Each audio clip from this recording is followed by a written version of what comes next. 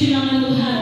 Dan kita terus memuliakan nama Tuhan. Kita kembali bangkit berdiri dengan pujian ini. Haleluya. Nyanyikan kemenangan. Selamat telah tiba. Haleluya.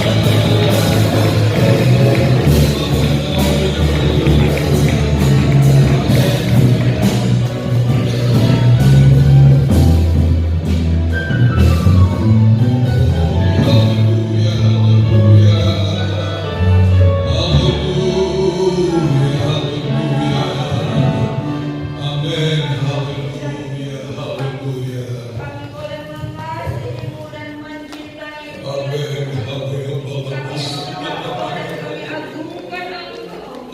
Karena itu Tuhan kami bangga Bapa, mempunyai Allah yang hebat dan luar biasa seperti Engkau Tuhan. Kami bangga Bapa, kami bangga Yesus. Kami sangat bangga mempunyai Allah yang dahsyat dan hebat seperti Engkau Tuhan. Tidak ada di dunia ini yang sehebat dan sedahsyat Engkau Bapa. Engkau Raja kami, Raja di atas segala raja dan milik kami ya Tuhan. Terima kasih Tuhan Yesus. Engkau telah membimbing kami. Engkau telah memeliharakan kami. Engkau telah mengatur langkah-langkah hidup kami dengan baik ya Tuhan. Hingga pada pagi hari ini kami boleh ada di tengah-tengah ruangan ibadah ini ya Bapa. Terpujilah nama-Mu Tuhan. Terpujilah kasih-Mu. Terpujilah kuasa Roh Kudus-Mu yang begitu indah dalam kehidupan kami ya Bapa. Bapa, Engkau ampuni segala dosa-dosa kami ya Tuhan. Berikan kami kemenangan, kekuatan, hikmat, damai sejahtera di dalam mengiring menyembah kepada-Mu ya Tuhan. Jadikan kami Tuhan sesuatu hikmat daripada Engkau Tuhan. Jadikan kami Tuhan kekuatan bagi iman-iman-Mu yang apa, umat-umat-Mu yang begitu indah bagi hidup ini ya Bapa. Engkau urapi dengan kuasa-Mu. Berkati semua sidang jemaat di tempat ini ya Tuhan. Engkau peliharakan yang sakit, Engkau sembuhkan Bapa. Yang lemah Engkau kuatkan dalam kesusahan, Engkau hiburkan mereka ya Tuhan. Bapa di surga, Engkau memberi kami. Tuhan, pakai kami Bapa. Engkau akan memakai kami sesuai dengan segala rencana-Mu ya Tuhan. Terima kasih Tuhan Yesus.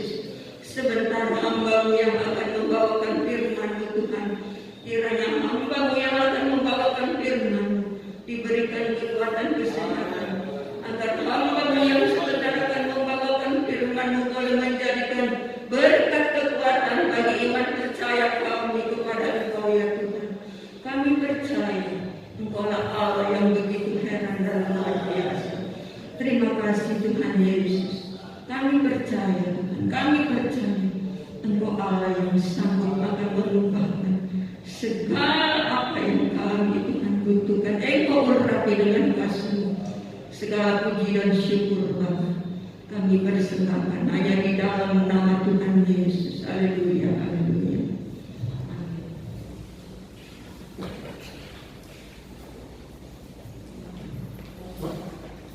Haleluya. Puji Tuhan, kita sudah memuji, menyembah Tuhan. Kita rasakan hadirat Allah ada di ibadah kita pada pagi hari ini. Puji Tuhan. Kesempatan ini kita akan melihat firman Tuhan di dalam kitab Kolose. Kitab Kolose pasal 2 ayatnya yang pertama. Kitab Kolose pasal 2 ayatnya yang pertama. Untuk menghormati pembacaan firman Allah, kita akan baca sama-sama ayat ini. Kolose 2 ayat 1, 2, 3. Karena aku mau supaya kamu tahu betapa beratnya perjuangan yang kulakukan untuk kamu dan untuk mereka yang di Laodikia dan untuk semuanya yang belum mengenal aku pribadi. Puji Tuhan, silakan kita duduk. Dalam ayat ini kita melihat mengenai isi hati daripada Rasul Paulus mengenai jemaat Kolose dan juga jemaat Laodikia. Dikatakan dalam ayat ini betapa beratnya perjuangan yang kulakukan untuk kamu. Beratnya perjuangan, jadi tidak sedikit pergumulan, tidak sedikit usaha yang telah mereka keluarkan untuk jemaat yang ada di Laodikia ini.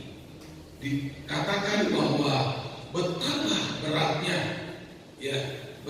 beratnya perjuangan yang dilakukan untuk kamu.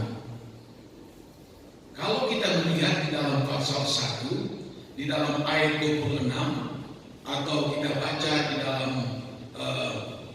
ayat 26 lain, yaitu rahasia yang tersembunyi dari abad ke abad dan turunan ke turunan, tapi yang sekarang dinyatakan kepada orang-orang kudusnya. Kepada mereka Allah mau memberitahukan betapa kaya dan mulianya rahasia itu di antara bangsa-bangsa lain. Kristus adalah di tengah-tengah kamu. Kristus yang adalah pengharapan akan kemuliaan. Dialah yang kami beritakan. Apabila tiap-tiap orang kami nasihati dan tiap-tiap orang kami ajari dalam segala hikmat untuk memimpin tiap-tiap orang kepada kesempurnaan dalam Kristus. Kalau kita membaca ayat-ayat ini, inilah sebagian pergumulan atau perjuangan dari Rasul Paulus buat jemaat yang ada di Laodikia ini. Dikatakan tiap-tiap orang kami nasihati, tiap-tiap orang kami ajari, tentu mengajari dengan firman Tuhan. Tiap-tiap orang kami mengajari dengan segala hikmat dari Tuhan. Untuk apa? Dalam ayat ini dikatakan supaya kamu itu akan menuju kepada kesempurnaan. Jadi ada tujuannya. Supaya kamu itu akan sampai kepada kesempurnaan itu, maka aku mengajar kamu, aku menasihati kamu dengan apa penuh perjuangan, bukan sedikit perjuangan. Nah, bahkan kalau kita lihat dalam Kolose pasal 4, di situ juga dikatakan seorang hamba Tuhan yang bernama Epafras. Dalam ayatnya yang ke-12 pasal 4, salam dari Epafras kepada kamu. Ia seorang di antaramu, hamba Kristus Yesus, yang selalu bergumul dalam doanya untuk kamu, supaya kamu berdiri teguh sebagai orang-orang yang dewasa dan yang berkeyakinan penuh dengan segala hal yang dikehendaki Allah. So aku dapat memberi kesaksian tentang dia, bahwa ia sangat bersusah payah untuk kamu dan untuk mereka yang di Laodikia dan di Hierapolis. Dua hamba Tuhan di sini. Bahkan dijelaskan bagaimana perjuangan daripada Epafras, murid daripada Rasul Paulus, seorang yang gagah, berani memberitakan firman Tuhan itu. Dia pergi ke Laodikia. Dikatakan dia itu mengajar mereka supaya berdiri teguh di dalam Tuhan, supaya mereka itu menjadi orang-orang yang dewasa rohani, ya. Dan dikatakan dalam ayat ini, dan memiliki suatu keyakinan penuh, tidak separuh-separuh dengan segala hal yang dikehendaki oleh Tuhan. Bahkan dalam ayat yang ke-12 tadi, Epafras bukan saja membawakan firman Allah, mengajar mereka di dalam firman Tuhan, tetapi juga mendoakan mereka. Paulus juga mendoakan dan mengajar jemaat Laodikia ini. Demikian juga Epafras sama kata.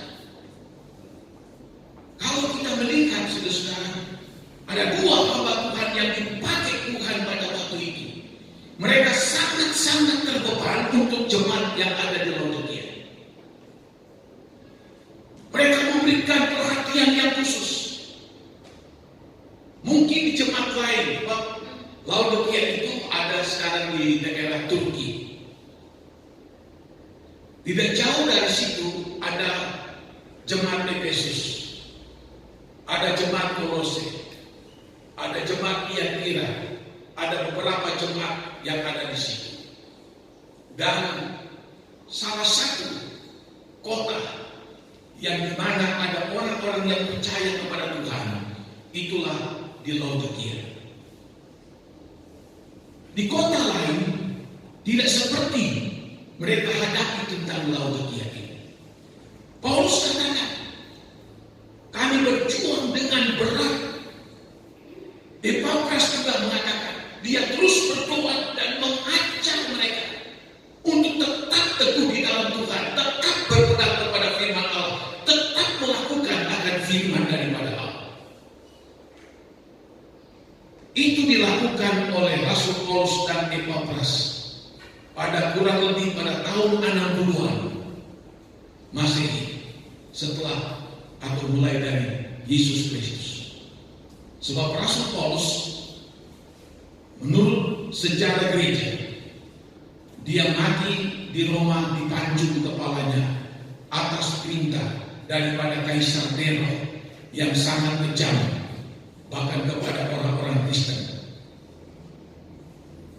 Dia melayani tahun 60-an, dibantu oleh Epafras, mengajar dengan doa terus menerus. Saya ulangi, mereka memberikan perhatian khusus, perjuangan yang khusus buat jemaat Laodikia ini. Dua hamba Tuhan yang dipakai Allah waktu itu. Kenapa sampai seperti itu? Ini pertanyaan yang perlu kita lihat. Karena kota Laodikia itu adalah kota yang terkenal makmur. Di kota Laodikia itu pusat perbankan. Jadi zaman dulu itu sudah ada perbankan. Orang bisa pinjam uang di bank dan simpan dan seterusnya. Di kota Laodikia itu juga ada perusahaan pakaian wool yang begitu bagus sekali, sangat disukai oleh banyak orang-orang kaya. Karena pakaian wool itu begitu halus, meskipun dihargai dengan mahal, orang-orang kaya raya mereka akan tetap membeli perusahaan kain wool dari Laodikia. Selain itu juga kota Laodikia adalah kota pusat perdagangan. Jadi ramai sekali ini kota Laodikia ini. Lalu ada lagi di kota Laodikia itu ada perusahaan yang membuat salep untuk mata dan untuk iritasi kulit yang sangat terkenal pada waktu itu. Maka itu sebabnya kota Laodikia itu kota yang makmur. Sebab pusat perbankan, pusat perdagangan, penghasil kain wool yang sangat bagus dan mahal, dan tempat pembuatan salep yang sangat terkenal pada waktu itu. Disitulah sebagian orang-orang Kristen umat Allah mereka itu tinggal. Kalau kita pelajari ayat ini, Rasul Paulus dan Epafras mereka itu tidak terbeban karena mungkin mereka menghadapi masalah ekonomi, kekurangan makan barangkali. Mereka banyak sekali masalah ini itu tidak. Tapi masalah yang dihadapi oleh jemaat yang ada di Laodikia ini, bagaimana mereka itu ada di tengah-tengah kota yang sifatnya hedonis. Apa itu hedonis? Hedonis itu adalah doktrin bahwa kesenangan hidup itu jadi prioritas. Itu artinya hedonis dalam bahasa Greek, atau kesenangan duniawi dan kenikmatan duniawi yang menjadi tujuan hidup. Jadi masyarakat Laodikia, karena memang mereka makmur yang ada di situ, lalu mereka itu hidup dengan semaunya sendiri. Tujuan mereka bagaimana untuk memuaskan akan keinginan daging, memuaskan keinginan mata dan keangkuhan hidup. Ini yang dilihat oleh hamba-hamba Tuhan ini, sehingga mereka mengadakan pergumulan yang begitu berat. Selain mengajar mereka dengan firman Tuhan, mereka terus-menerus mendoakan jemaat yang ada di Laodikia supaya jangan ikut arus, jangan berkompromi dengan orang-orang yang ada di Laodikia yang sifat hidup mereka yang hedonis ini, yang tujuan hidup mereka bagaimana untuk menikmati, bagaimana memuaskan keinginan daging, memuaskan keinginan mata, dan memuaskan keangkuhan hidup. Saya berulang-ulang baca, Rasul Paulus sampai berjuang begitu berat. Jangan kamu ikut arus dengan cara hidup orang-orang yang ada di Laodikia. Mereka berdoa bergantian, sama dengan Epafras sama juga, terus memberikan nasihat kepada mereka. Jangan kamu bercampur baur, boleh kamu usaha, boleh kamu bekerja, boleh kamu berdagang, tapi jangan sifat hedonis yang ada di Laodikia ini akan nanti masuk dalam kehidupan kamu, dan kamu akan tersesat jalan hidup kamu. Jangan sampai kamu akan berkompromi dengan cara hidup orang-orang yang ada di Laodikia ini. Itu sebabnya disebutkan Rasul Paulus berjuang begitu keras juga dengan Epafras ini. Mereka mengasihi jemaat di Laodikia. Mereka sudah percaya kepada Yesus, menerima Yesus sebagai Tuhan dan Juru Selamat mereka. Tetapi keadaan kota itu memang begitu hedonis dan mereka berjuang. Awas, hati-hati kamu. Jangan kamu terbabit, jangan kamu terbawa arus oleh sikap mereka, cara mereka yang tidak mengenal akan Tuhan. Itu yang kedua hamba Tuhan ini beritahukan kepada mereka. Dan Paulus dalam sejarah gereja, dia disebutkan kurang lebih tahun 60-an, apa mencapai tahun 65 atau waktu itu tidak begitu jelas, tapi tahun 60-an dia mati oleh Kaisar Nero. Lalu ternyata apa yang diperjuangkan oleh Rasul Paulus dari tahun 60-an lalu terbukti di dalam kitab Wahyu pasalnya yang berikutnya. Apa yang dikhawatirkan oleh Rasul Paulus dan Epafras supaya kamu jangan terbawa arus, terbabit dengan cara hidup mereka. Kamu adalah milik Tuhan, kamu mewaris kerajaan surga, jangan kamu terbawa arus. Ternyata saudara, kurang lebih 25 tahunan atau sekitar mungkin 25-30 tahun, apa yang terjadi?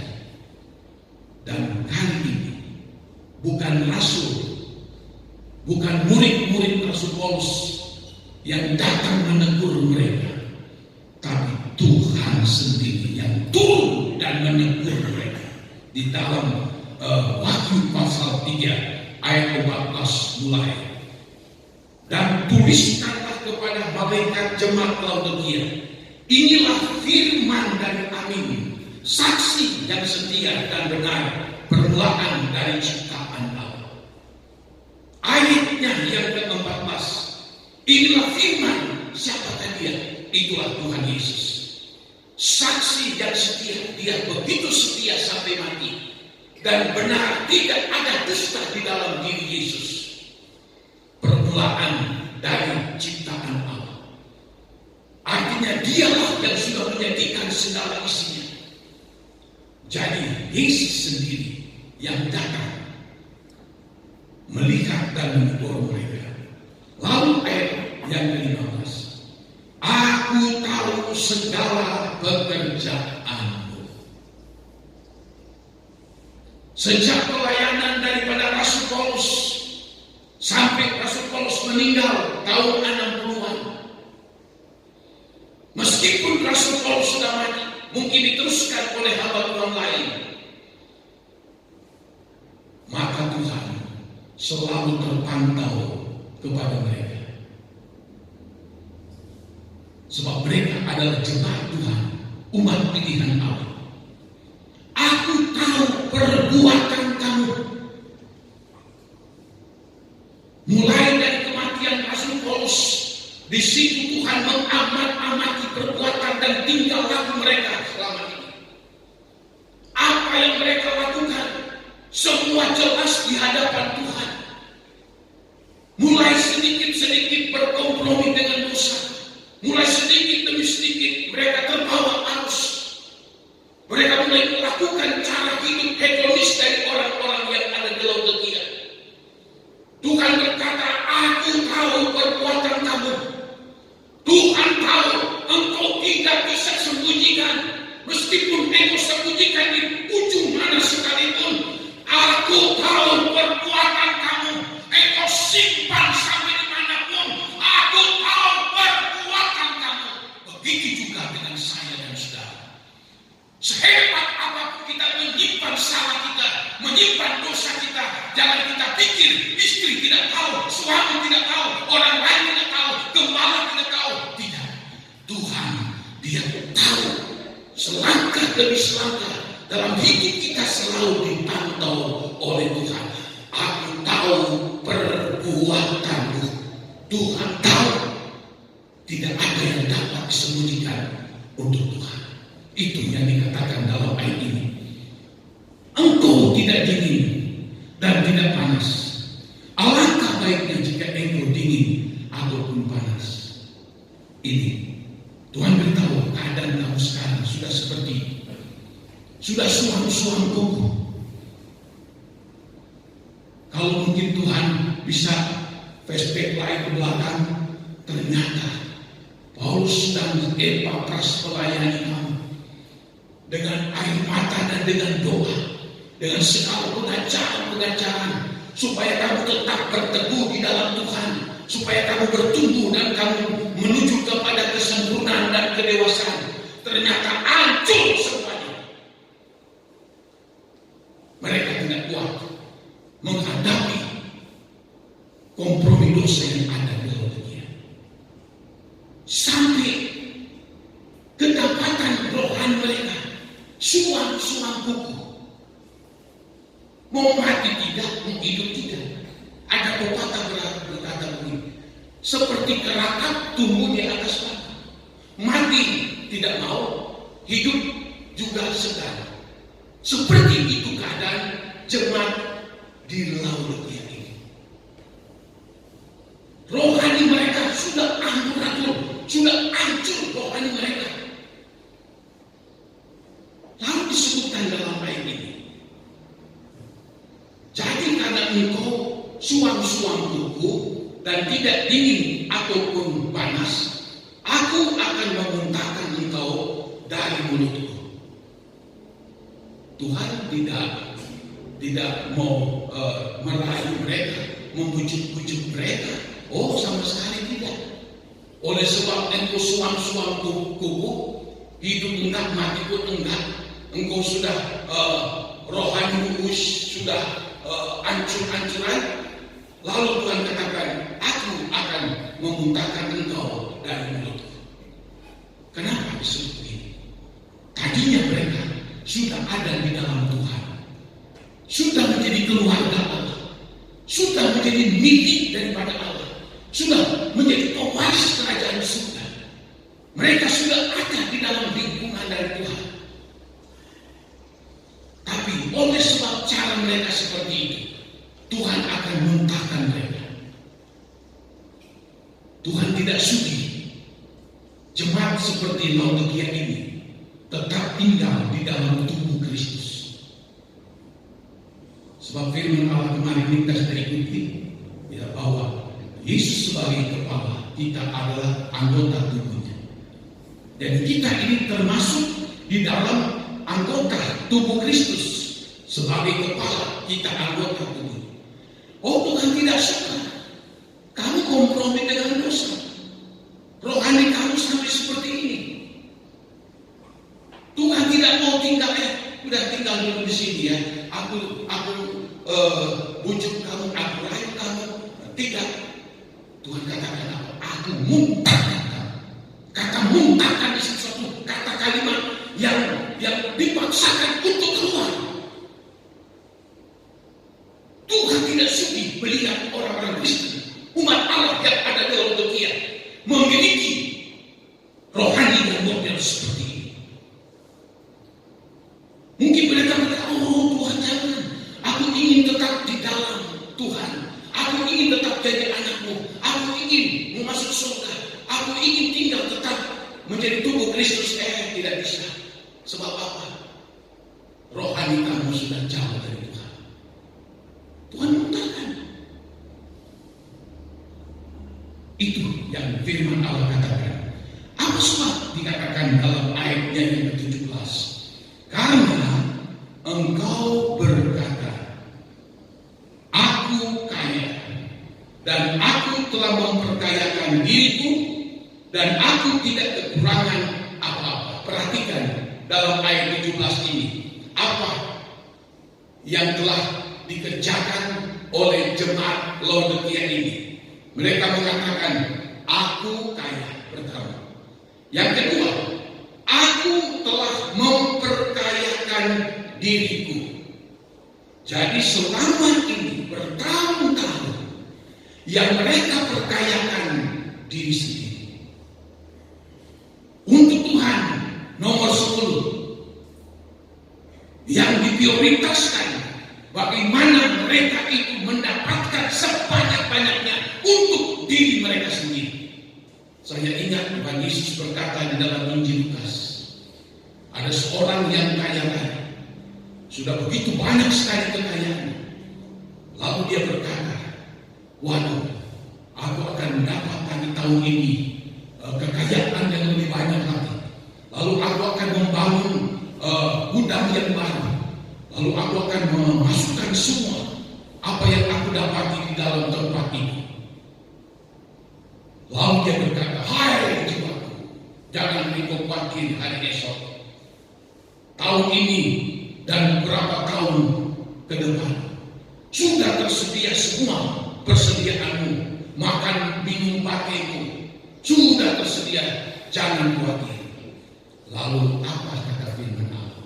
Malam itu datanglah firman Tuhan. Hai orang bodoh, kata Tuhan. Hai orang kaya dan bodoh, malam ini juga nyawamu aku tutup. Lalu yang engkau sudah kumpulkan itu untuk siapa?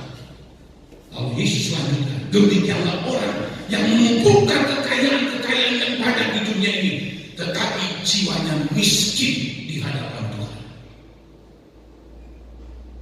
Dia mau bikin apa lagi? Bangun besok sudah tidak bisa melihat matahari. Bangun besok sudah tidak bisa lihat istri, anak-anak saudara. Dia mati. Percuma dia sudah memperkayakan dirinya. Itulah yang dialami jemaat Laodikia. Dikatakan dalam ayat ini, kamu telah memperkayakan diri sendiri. Bukan berarti tidak boleh kita kaya, asalkan jadikan Tuhan itu sebagai prioritas utama. Tapi ternyata jemaat Laodikia, segala yang lain tidak peduli, termasuk rohani. Yang penting bagaimana mereka bisa kaya, bagaimana mereka itu bisa mendapatkan hasil yang berlimpah-limpah. Lalu yang ketiga disebutkan dalam ayat ini, dan aku tidak kekurangan apa-apa. Tidak ada kekurangan lagi. Semuanya tercukupi. Semuanya sudah tersedia semuanya. Tiga hal inilah yang membuat jemaat Laodikia mereka itu menjadi suam-suam hukum. Apa yang diperjuangkan Paulus dan Epapras dalam kitab Kolose? Kurang lebih 25 atau 30 tahun sesudah itu, maka kelihatan dalam ayat ini Tuhan muntahkan mereka. Karena mereka bekerja dan berusaha hanya untuk jadi kaya sendiri, hanya untuk memperkayakan diri sendiri, dan tidak kekurangan suatu apapun. Kita boleh bekerja, boleh berusaha, dapatkan uang sebanyak-banyaknya tidak masalah, dapatkan harta sebanyak-banyaknya, tapi bukan itu jadi tujuan. Raja konglomerat Salomo, dia dapatkan semua kekayaan yang luar biasa. Ujung-ujungnya dia katakan, semuanya itu sia-sia di atas kesia-siaan. Tuhanlah yang jadi prioritas utama. Sikap hedonisme yang ada di Laodikia sudah merasuk jemaat Tuhan yang ada di Laodikia ini, sehingga tujuan hidup mereka bagaimana memuaskan keinginan daging yang berdosa sekalipun, bagaimana memuaskan keinginan mata meskipun berdosa, bagaimana mereka hidup dalam keangkuhan, dan akibatnya Tuhan itu memuntahkan mereka. Nah, lalu ayat berikutnya berkata begini, dan aku tidak kekurangan apa-apa, dan karena engkau tidak tahu. Oh, ternyata mata rohani mereka sudah tertutup oleh karena segala hal-hal yang sifatnya duniawi menutup. Jadi mereka sudah tidak tahu. Dikatakan, dan karena engkau tidak tahu atau engkau tidak sadar bahwa apa? Engkau melarat, engkau malam, engkau miskin, engkau buta, dan engkau telanjang. Di hadapan orang, di hadapan penduduk Laodikia, engkau kaya, tidak kekurangan suatu apapun. Tetapi di hadapan Tuhan, engkau adalah orang yang melarat. Kata melarat itu sudah tidak punya apa-apa lagi. Melarat, tidak ada apa-apa lagi. Udah betul-betul melarat hidupnya. Ini gambaran Tuhan yang katakan, bagian sila itu arani suci, tapi rohani sila kubis melarat.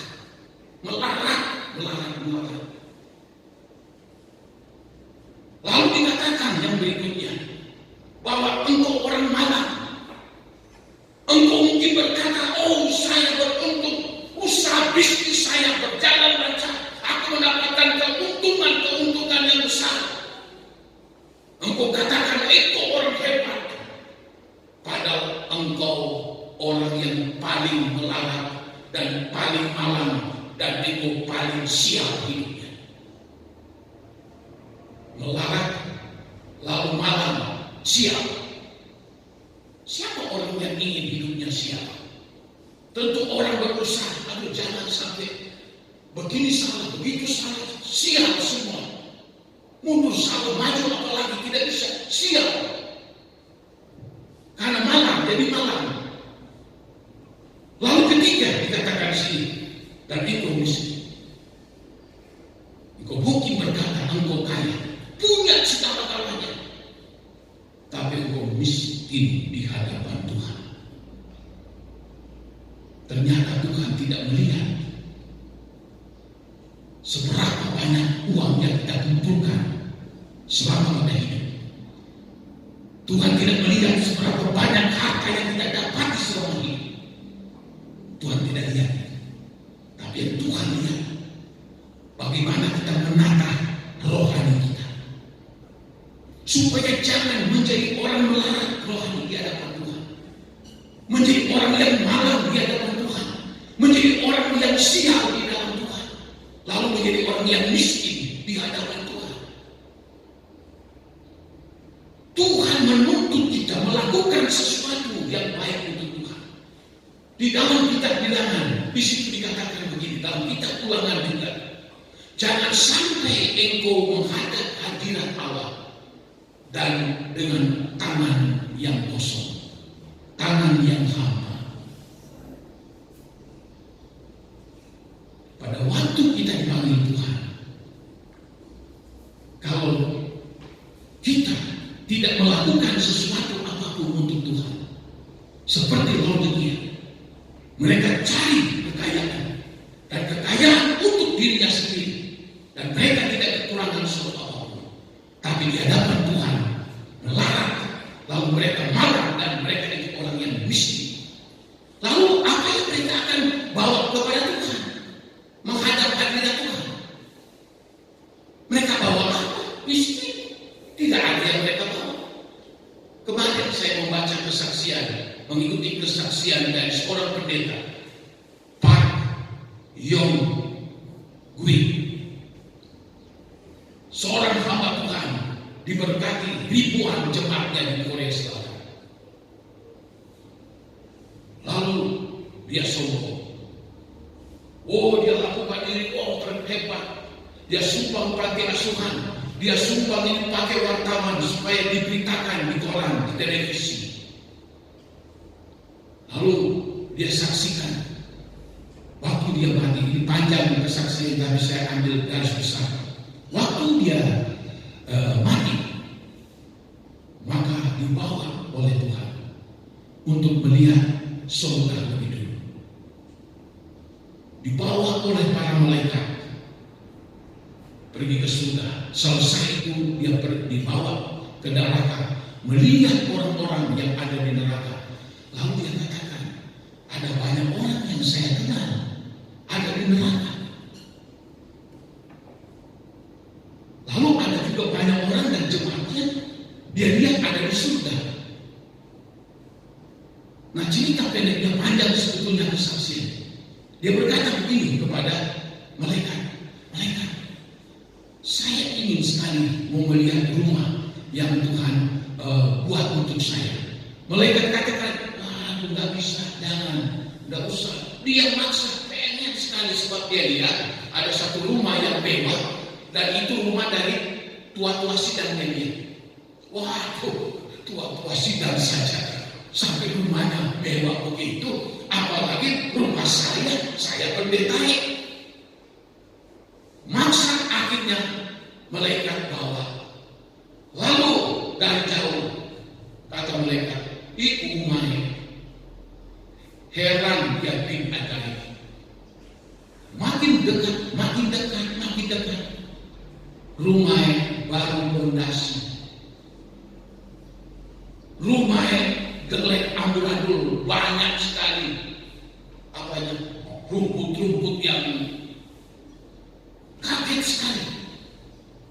Lalu dia protes kepada malaikat, malaikat, kenapa kok saya punya rumah seperti ini? Saya sudah melayani Tuhan, saya sudah berkorban ini, oh dia ungkit semua. Apa yang kata malaikat? Iya betul. Tapi setiap engkau memberi atau berkorban, lalu engkau menginginkan pujian orang, supaya dilihat orang engkau sudah berkorban. Apapun yang engkau sudah lakukan selama ini, ya engkau memang kelihatan orang-orang memuji engkau. Orang salut sampai dibicarakan orang hebat ini, pendeta Parkio ini. Jadi engkau sudah menerima pahalamu. Pahalamu di surga langka. Dia kaget luar biasa. Lalu akhirnya malaikat katakan, engkau belum mati. Tuhan masih berikan waktu untuk engkau pulang. Lalu dia berjanji dalam diri, aku tidak mau. Aku pergi ke surga seperti itu rumah saya. Apa yang dia lakukan? Ini suatu kesaksian yang luar biasa. Pulang Dia punya mobil, satu mobil bermiliar-miliar kalau dirupiahkan di Indonesia. 5 mobil mewah dia jual semua. Lalu dia melakukan pekerjaan Tuhan betul-betul dengan tulus. Kekayaannya, uangnya yang begitu banyak, dia tidak peduli lagi. Cuma satu saja yang dia katakan, tujuannya apa? Supaya aku selamat dan aku akan mendapat tempat yang indah yang aku sudah lihat sendiri, dan aku punya rumah seperti itu. Aku mendapatkan rumah yang indah seperti yang aku lihat itu. Ini contoh, saudara. Jadi apa yang dilakukan manusia di muka bumi ini belum tentu seperti jemaat yang ada di Laodikia. Kaya memperkayakan diri, dan mereka itu tidak kekurangan. Mungkin mereka bisa bantu ini, bantu itu, dan seterusnya. Tetapi rohani mereka sudah hancur berantakan. Malam, miskin, melarat. Bahkan dalam ayat berikutnya, engkau buta rohani, engkau terancam di hadapan Tuhan. Ternyata dia punya mata, tapi mata rohaninya udah tidak bisa lihat lagi kemuliaan Allah, sudah tidak bisa lihat lagi kebenaran dari Tuhan. Matanya sudah tertutup oleh duniawi. Makanya Tuhan katakan, kau punya mata tapi engkau buta. Buta, katanya. Engkau hanya ingin dipuji orang, engkau hanya ingin disanjung oleh orang, engkau hanya ingin itu, ini, dan sebagainya. Padahal engkau buta Tuhan. Dan engkau terancam, artinya tidak memiliki pakaian. Bagaimana bisa menghadap Tuhan dengan telanjang? Ampun, tidak ada taruh dalam Alkitab, malah dalam Wahyu 19. Maka sebelum akan masuk dalam pesta perjamuan anak domba, lalu orang-orang percaya yang telah diselamatkan, lalu Tuhan akan mengenakan pakaian putih yang lengan halus dan yang berkilau-kilauan, dikenakan kepada mereka. Setelah sudah dikenakan pakaian halus yang berkilau-kilauan, lalu mereka masuk dalam pesta perjamuan anak domba. Mereka bersuka-cita bersama-sama dengan Tuhan. Lalu bagaimanakah jemaat Laodikia telanjang di hadapan Tuhan? Saudara-saudara, ini kelihatan dari luar hebat, tapi Tuhan melihat dari dalam diri kita. Engkau melarat, engkau orang yang miskin, orang yang apalagi dikatakan dalam ayat ini, ya, engkau orang yang melarat, malam, dan miskin, dan buta, dan yang telanjang.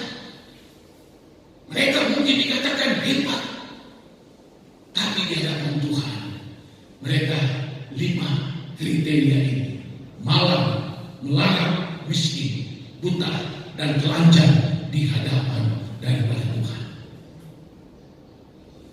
Karena sikap hedonisme telah merasuk jemaat Laodikia ini. Bagaimana mereka hidup hanya untuk mementingkan diri sendiri. Mereka hidup memuaskan akan diri mereka sendiri dan lupa akan Tuhan. Jadikan Tuhan itu nomor 10 dan seterusnya. Akhirnya buat apa? Sia-sia semua kehidupan. Dunia sekarang terbalik, saudara. Kalau orang yang hebat-hebat itu dikagumi, dipuji, dihormati, dan sebagainya, boleh. Tetapi bagi Tuhan penilaiannya lain, saudara. Tuhan melihat rohani. Dulu jemaat Laodikia, orang-orang yang miskin, orang-orang yang sederhana. Tapi setelah mereka percaya sama Tuhan, lalu Tuhan mulai memberkati jemaat di Laodikia. Tapi sayang sekali, berkat Allah itu telah menggeser iman mereka, percaya mereka, tidak fokus lagi sama Tuhan, tetapi fokus kepada hal-hal yang sifatnya dunia ini. Nah, ini saya tambahkan sedikit menjadi referensi kita. Di dunia ini, saudara, saya ingin sedikit kasih tahu ini supaya kita ada bayangan. Berabad-abad dunia ini hidup hanya dengan bekerja, tani, dan ya seperti itu, berburu binatang seperti itu. Tapi mulai pada abad ke-18, abad ke-18 itu mulai muncul yang namanya revolusi industri, tapi masih kecil, belum seberapa. Lalu maju lagi manusia, mulai pada tahun 1900 awal terjadi revolusi industri kedua. Jadi sudah mulai membangun dulu pekerjaan dilakukan oleh binatang, kuda, sapi, oleh manusia, tapi sekarang sudah mulai digantikan oleh alat-alat mesin dan sebagainya. Itu revolusi yang terjadi dalam revolusi industri yang terjadi. Lalu ada revolusi ketiga, revolusi industri ketiga, yaitu pada selesai Perang Dunia Kedua. Perang Dunia Kedua selesai kurang lebih 1940-an, terus selesai Perang Dunia Kedua, negara Eropa hancur berantakan karena perang yang berkelanjutan, menghabiskan begitu banyak sekali harta, hancur. Amerika juga ikut serta.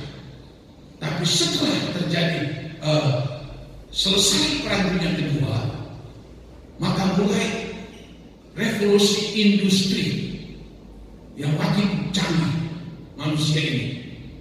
Manusia bisa 60-an, bisa bulan lah, mulai ada mobil-mobil mewah, mulai ada pesawat canggih, televisi. Itu revolusi ketiga industri. Dan negara Eropa, Amerika yang tadinya jatuh miskin karena Perang Dunia Kedua, oleh revolusi industri ketiga mereka jadi kaya. Jadi kaya, luar biasa.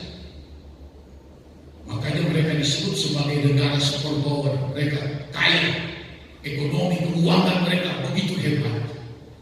Tapi ada tetapinya.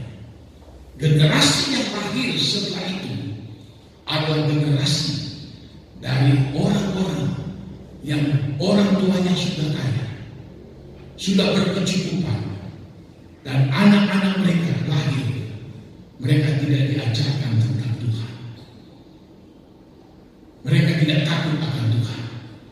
Maka dari generasi, dari revolusi industri ketiga ini, makanya heran saudara lihat, mulai daripada tahun 60-an, 70-an, 80-an seterusnya, orang Kristen mayoritas di Amerika, hanya sedikit orang yang ke gereja. Waktu saya pergi ke Belanda tahun 94, 95, kami mau masuk gereja. Kata si tuan rumah yang kami tinggal, waduh, di sini paling yang ke gereja cuma berapa orang, dan itu juga semua yang tua-tua saja. Loh kenapa? Wah di sini, apalagi anak muda sudah tidak mau ke gereja lagi. Sampai seperti itu. Oleh kemakmuran yang didapati oleh orang-orang Eropa, orang-orang Amerika, maka rohani mereka merosot begitu jauh. Revolusi industri keempat dimulai dengan digital pada tahun 2012. Itu lebih parah. Anak-anak muda sampai bocah cilik itu HP, bagian mata sampai goyang-goyang. Revolusi industri memancarkan orang. Ini tantangan yang sedang kita hadapi. Oleh karena peningkatan yang terjadi di muka bumi ini, revolusi industri, kemajuan yang didapati oleh manusia, membuat orang tidak lagi takut akan Tuhan, tidak lagi andalkan Tuhan dalam kehidupan ini. Persis sama dengan jemaat yang ada di Laodikia. Makanya banyak pengamat teologi berkata begini, apa yang terjadi di jemaat Laodikia, jemaat yang ketujuh dalam kitab Wahyu, itu sedang terjadi di akhir zaman ini. Orang Kristen diinak-bobokkan dengan teknologi yang begitu canggih, diinak-bobokkan dengan seperti Laodikia yang mereka mereka kaya dan tidak kekurangan suatu apapun. Tapi rohani mereka, Tuhan katakan kamu orang yang malang, melarat, miskin, buta, dan telanjang. Kita hadapi sekarang ini. Makanya firman Allah ini disampaikan untuk kita. Tujuannya apa? Waspada, jangan kita kebawa arus oleh keadaan situasi sekarang ini. Kita milik Tuhan, umat tebusan darah Tuhan, pewaris kerajaan surga. Mari kita tetap kuat, tetap teguh. Apapun yang terjadi di dalam dunia ini, kenikmatan-kenikmatan yang ada dalam dunia ini, jangan memgoyahkan iman kita. Seperti keinginan-keinginan daging. Wow, luar biasa sedang terjadi. Berapa bagi negara bagian Amerika, berapa negara di Eropa, Australia telah mengakui perempuan dengan perempuan boleh kawin, laki-laki dengan laki-laki boleh kawin. Alkitab sudah katakan itu tidak boleh dan itu berdosa. Tapi orang dunia katakan apa? Tidak apa-apa. Karena kalau melarang berarti melanggar HAM, hak asasi manusia. Karena hak asasi manusia, jadi perempuan-perempuan boleh kawin, laki-laki dengan laki-laki boleh kawin. Maka ini kebobrokan yang terjadi dalam dunia ini. Lihat di Australia, saya dengar gereja di Amerika dijadikan musim di Eropa. Jadi apa yang terjadi pada zaman Laodikia ini sekarang sedang terjadi pada zaman kita ini. Jangan sampai Tuhan menegur engkau berKTP Kristen, engkau dari keluarga Kristen, engkau masih suka pergi di gereja, tapi sesungguhnya engkau orang yang melarat, engkau orang yang miskin, engkau orang yang paling malang, engkau orang yang buta dan telanjang di hadapan Tuhan. Tuhan yang katakan kepada jemaat Laodikia ini. Nah, saudara-saudara, firman Allah ini disampaikan untuk kita. Tujuannya untuk bisa mengingatkan kita, menyadarkan kita. Ternyata firman Allah yang disampaikan oleh Rasul Paulus kepada Laodikia, yang disampaikan oleh Epafras dengan doa-doa mereka yang terus-menerus. Mereka sudah berjuang berat. Mereka berkumpul dengan sekuat tenaga untuk jemaat yang ada di Laodikia.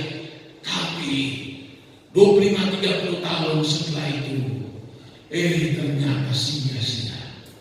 Mereka kedapatan melarat di hadapan Tuhan, miskin di hadapan Tuhan, malang dan buta telanjang di hadapan Tuhan. Saya berdoa, setiap firman Allah yang disampaikan, setiap doa-doa yang digumulkan, yang didoakan untuk saudara-saudara. Kalau saudara sudah dengar beberapa bulan lalu tentang khotbah, tugas seorang hamba Tuhan itu berat sekali. Selain mengajarkan firman Tuhan, selain untuk membawa jemaat jangan tersesat dengan ajaran sesat yang sekarang begitu banyak, dan mendoakan sidang jemaat siang dan malam. Oh, saya nanti waktu di surga nanti tidak ada jemaat atau ada satu buah lalu yang lain pada kemana semua. Seperti jemaat Laodikia, Tuhan tolong kita sekalian. Mari, seperti Epafras katakan, dia berdoa supaya makin kuat, makin teguh di dalam Tuhan, supaya kamu makin sungguh-sungguh. Paulus katakan, makin dewasa, kamu akan dibawa kepada kesempurnaan. Jangan kita tergoda, jangan kita terbawa larut oleh dosa-dosa kompromi yang mudah menjerat kita. Tetaplah kita teguh di dalam Tuhan. Pegang firman Allah, setia terus berbakti sama Tuhan. Jangan tergoyahkan mengikut Tuhan. Pada satu kali kelak, pada waktu Tuhan datang, atau waktu kita mati, maka kita bersukacita. Kita akan melihat rumah di surga, keselamatan hidup kekal diberikan Tuhan buat saya dan saudara. Puji Tuhan, kita akan masuk di dalam doa. Haleluya, haleluya. Oh, haleluya.